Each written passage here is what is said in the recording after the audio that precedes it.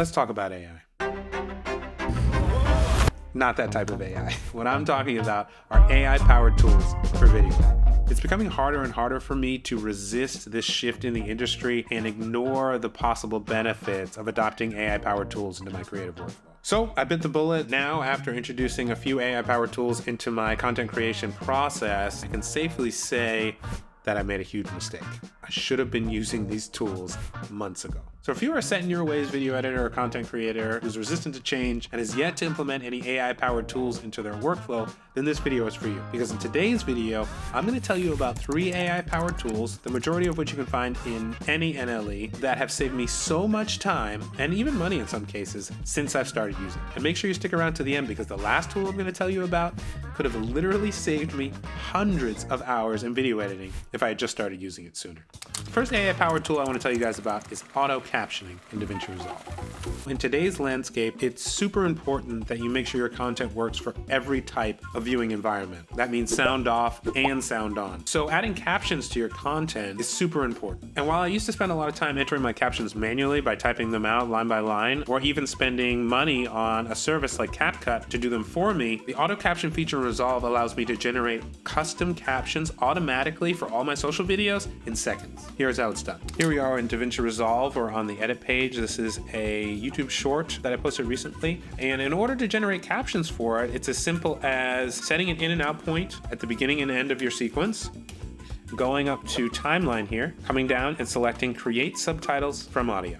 Then a dialog box will come up with a few options that you can select from. They have language, there are caption presets that you can select from. You can choose the maximum number of characters per line, and even whether you want the captions to display on a single or double line here. I never really change anything with gap between subtitles. We'll leave that at 0 frames, and then we just hit create.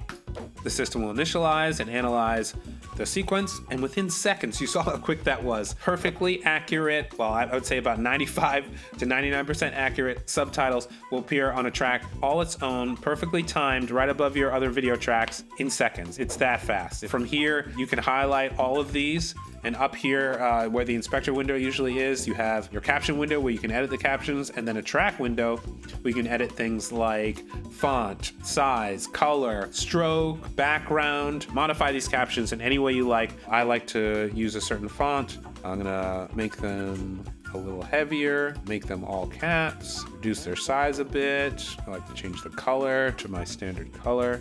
This one matches my shirt. And then I'm not going to put a stroke, but I will put a background to make them pop a little bit more. And that's it. It's a fantastic tool. It's a huge time saver. Auto captioning allows you to generate beautiful custom captions in seconds with little to no effort. All right, so the second AI tool I want to tell you guys about is not in Resolve. Actually, it's from Adobe, and it's Adobe's Podcast Audio Enhancer.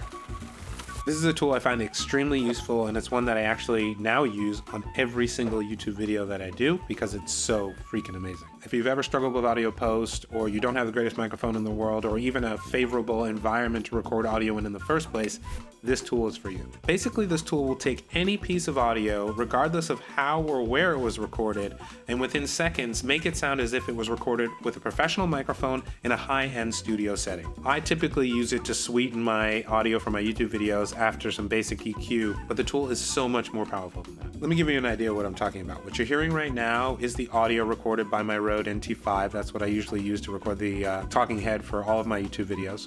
And what you're hearing now is the audio from my voice memos app recorded on my iPhone 12. Now, I just put my iPhone on the desk in front of me, not in any particularly good position, and this is the quality of the audio coming from the onboard microphone on my iPhone. Now, this is what audio on my iPhone recorded with the voice memos app sounds like after I run it through Adobe's Audio Enhancer. This is before, iPhone placed on the table, using the voice memos app 3 or 4 feet away, and this is what it sounds like after you run it through Adobe's Podcast Audio Enhancer. This tool is so great for so many situations I run into as a solo creator. I'm not an audio guy. I don't have a lot of skills in programs like Audition or Pro Tools. So tools like these go a long way in helping to bridge some of the gaps in my skills. So at the end of the day, I can just make better content.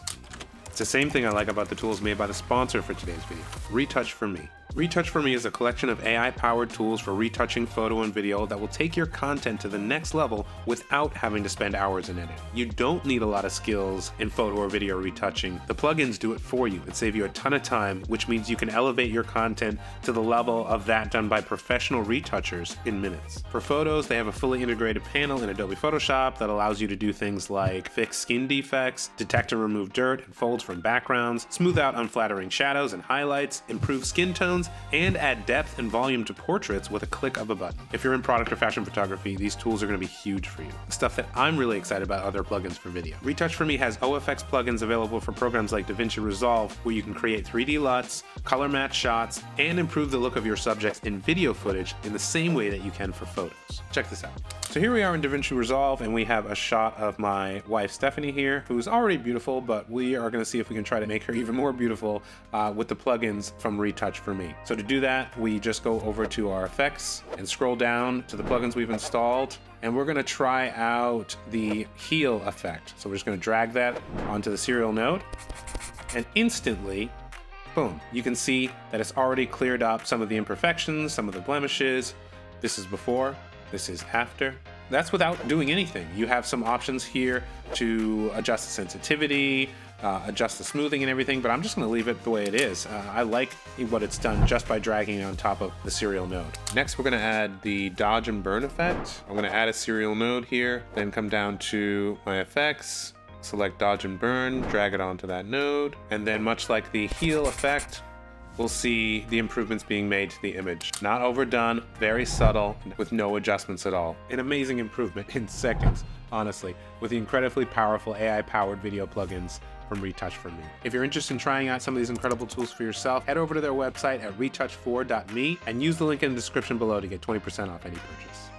Now, the third and last tool I want to tell you guys about is my absolute favorite. It's a tool that literally could have saved me hours upon hours of video editing if I had just adopted it sooner. And that tool is audio transcription.